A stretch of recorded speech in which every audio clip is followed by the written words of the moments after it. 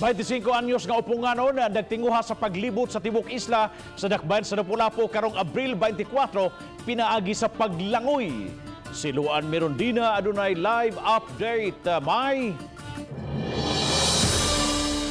Yes, Bob, kung si Ferdinand Magellan nabantog sa pag-circumnavigate sa tibok kalibutan, kining usa ka upungano nagtinguha sa paglibot sa tibok isla sa Mactan pinaagi sa paglangoy ug himuon niya kini pipila ka adlaw sa dili pa sa ulugon ang ika-500 ka tuig nga kadaugan sa Mactan. Apan dili lang kini ba basta nga paglangoy aron makalangkat og dungod, apan usa kini ka swim for a cause.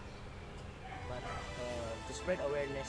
Sukad pagkabata, dagat na ang namatan sa 25 anyos nga si Clivan Alegres. Lumad nga taga Maribago si Clivan ug ang paglangoy sa dagat ang iyang nahimong pastime. Busa, dili na ikahibo nganong yano lang kaniya ang open water swimming. 2018, nakuha sa team ni Clivan ang second place sa swim relay. 2019, nagkampiyon ang ilang team sa all-men swim relay sa Ironman sa Davao. Nakuha usab ni Clivan ang first place sa H2O Man Open Water Marathon sa Langkawan Island. Nakuha niya ang pagka-athletic sa iyang inahan nga usa ka ultramarathoner. Kinsa misalmot uban sa iyang mga igsuong lalaki sa Ironman 2019. Gihimo na ako siyang routine everyday siya langoy.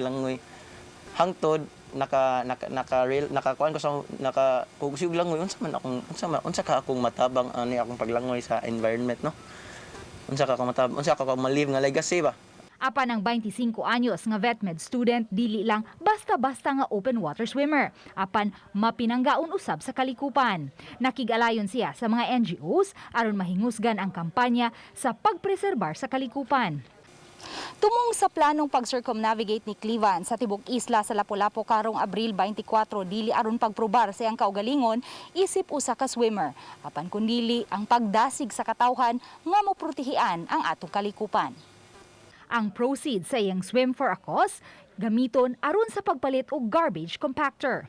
Nay something nga mo patak siya sa tao ba nga uy sige ato ning suportahan yang plano nga compactor kay garbage compactor kay kanang nindot niyog tumong para maing ana itumong nako sa 500 years of humanity, of Christianity.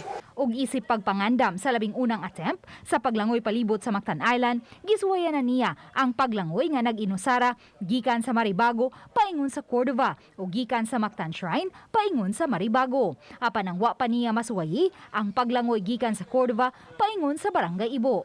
Ang paglangoy palibot sa tibok Mactan Island karong Abril 24, gibanabanang makuha niya sulod sa 18 ka oras. Hinuon may mga medics nga mag-abay sa iyang paglangoy aron masigurong luwas siya sa disgrasya. Bob, sa dili pa niya himuon ang labing unang higayon nga paglangoy sa tibuok isla sa Mactan karong Easter Sunday, mulangoy usab siya sa tibuok Olango Island. Bob? daghang salamat Luan Mirondina sa imong live report.